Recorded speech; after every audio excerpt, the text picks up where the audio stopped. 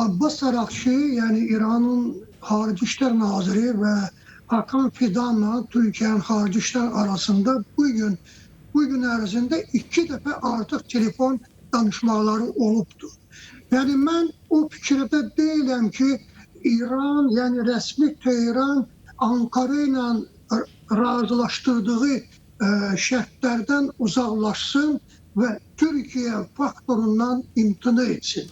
Türkiye faktörü çok ciddi ve çok mühim bir faktördür. Bugün yani Recep Tayyip Erdoğan Er-Riyad'da Suudi Arabistan Kral Şahzadesi ile Baş Nazir Bin Salman'la görüşüp ve çok ciddi nailiyetler elde olmuştu, yani iki ülke arasında. Ama aydındır ki o cümleden hem Er-Riyad hem Ankara Tehran'a ait olan meseleleri de müzakere ediyorlar.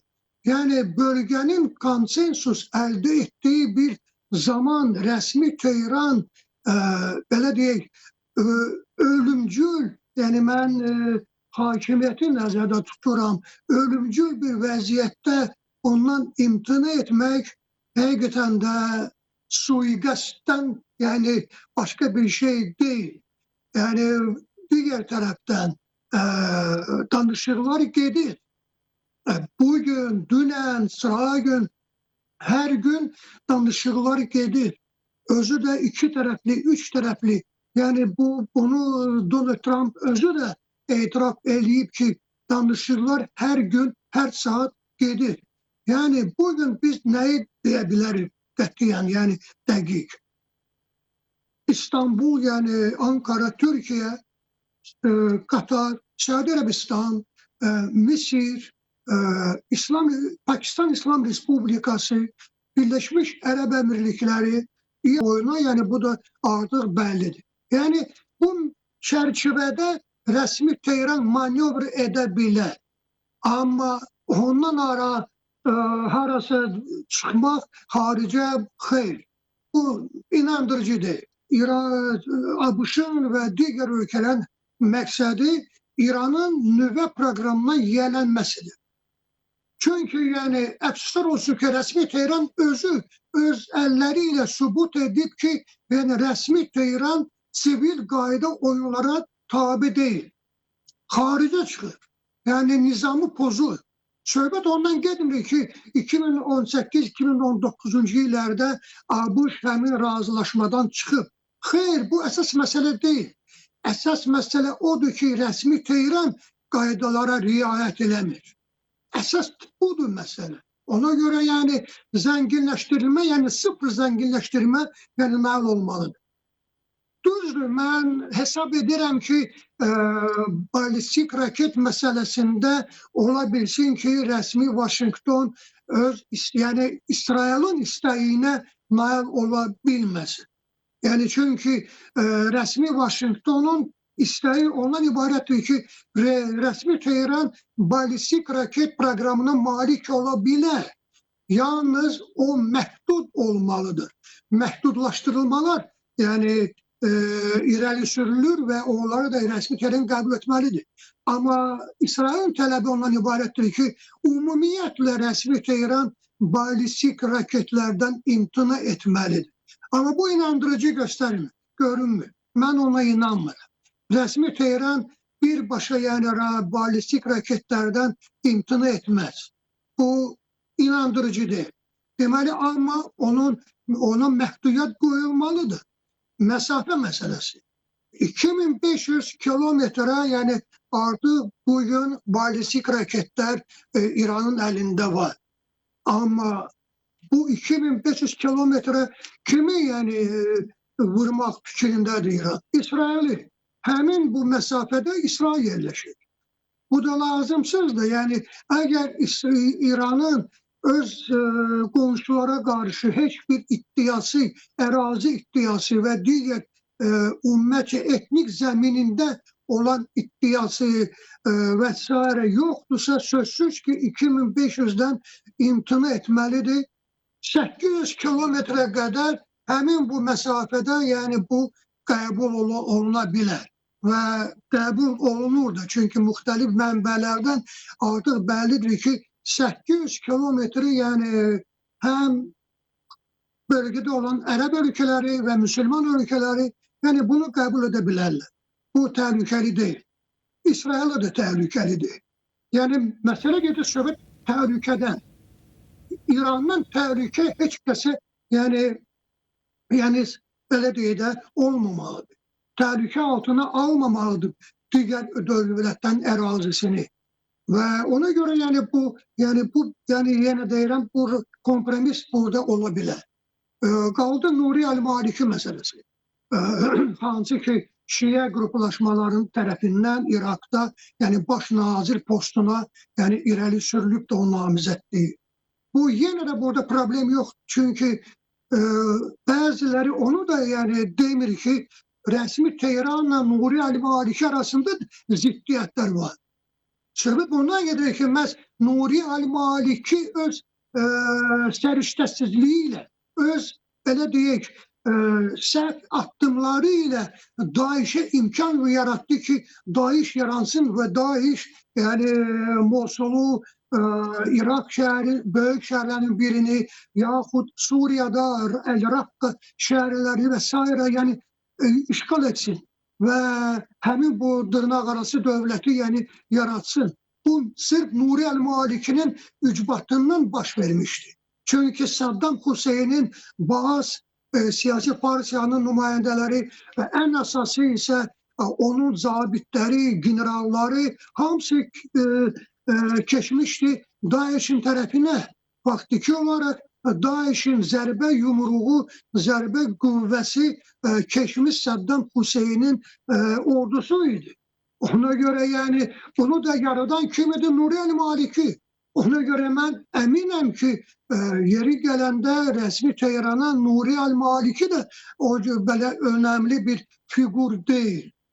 Önəmli figur var idi, o da artıq parlament sədrinin birinci müavinidir. Artıq təyin olunubdur, seçilibdir. Yəni bu əsas məsələ budur.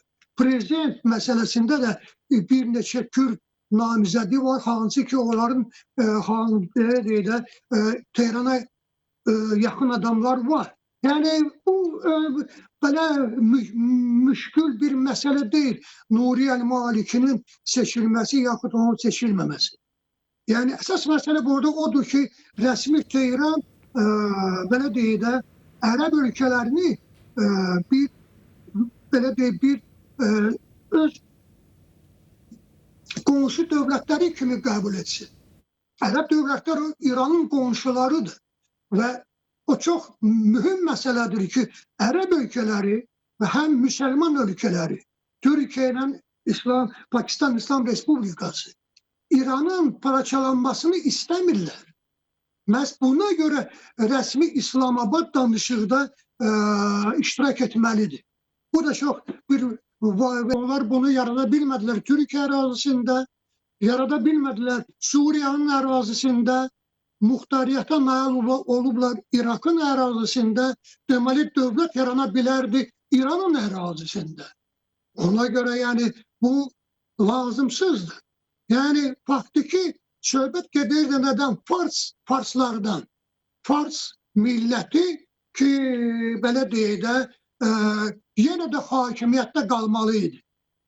Baxmayaraq ki, çevriliş baş verəcəkdi, hakimiyyət dəyişməliydi, amma Farslar qalmalıydı yenə də hakimiyyətdə. Bu kimə nə verir? Nə Azərbaycanlılara verir o, heç nə, ərəblərə, kürdlərə, bəlüzlərə. Heç bir şey, heç kəsə yəni qonşu dövlətlərə nə verir? Yenə də heç kəsə heç nə vermir. ABŞ-a verə bilər. Amma əsas burada Avropa durdu. Məhz ona görə artıq bu günləri hamı başa düşdü, amma mən bunu bir çox bundan öncə demişdim. Rıza Pəhləvi ABŞ-ın da xidmətində deyil. O birbaşa Avropanın xidmətindədir. Bunu da başa düşmək lazımdır ki, bu günləri Avropa İranın nəzarətə götürmək fikrində olub. Çünki onların sərvətləri, resursları böyük bir, onlara malik olan bir dövlətdir. Halbuki Avropa heç bir resursa malik olan deyil. Tükənir, resurs tükənir.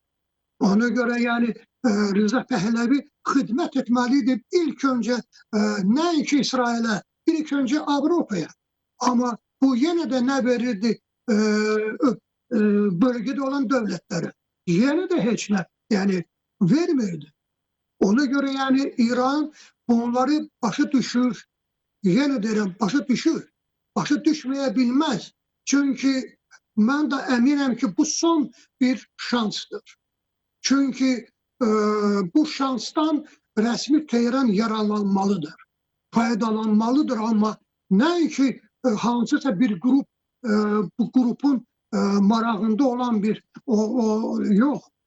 Bu ümumiyyətlə İranın mənafeyinə, Türkiye'nin, Pakistan'ın, Əsəd Ərəbistan'ın, Mısır'ın, Ərəb ülkelerinin, Katar'ın, Birleşmiş Arap Emirlikleri vesaire. Yani söhbət bundan gedir. Bölgenin təhlükəsizliyi resmi Tehran için en vacib bir mesele olmalı.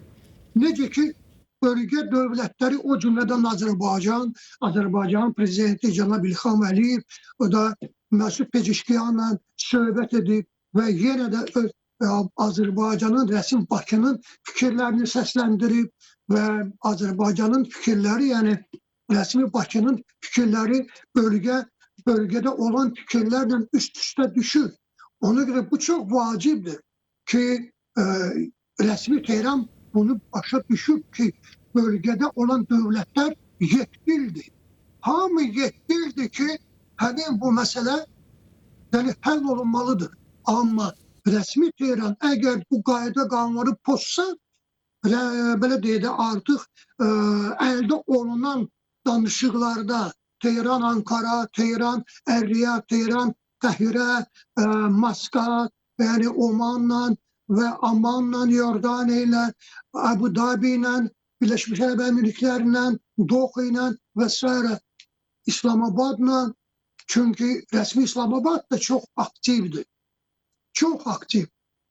Bu onu gösterir ki devletler konkret yani onların fikri ondan ibarettir ki İran ABŞ'la ki bu İran için bir vacibdir.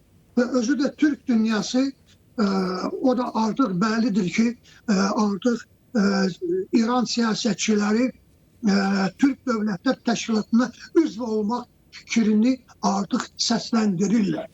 Bu da çok vacibdir ve çok önemlidir ki yani İran'da, Tehran'da artık buna gelibler, çatıblar. Evet. Bu da çok vacibdir. Ona göre Məsud Pezeşkiyan'ın ben diyerdim bugün büyük bir imkanları var. Çok büyük. Məsud Pezeşkiyan Abbas Arakçı'nı tayin edip ki yani Steve Witkoff'la ve Jared Kushner'le görüşsün. Ne ki Ali Khamenei, Məsud Pezeşkiyan bunu tayin edip Abbas Arakçı'nı. Sepah'ın terörçü grup kimi tanınması Avrupa Birliği tarafından. Yine de Məsud Pezeşkiyan'a onu güçlendirir. Onu ne ki zayıflıdır. Aksine Məsud Pezeşkiyan'ı güçlendirir.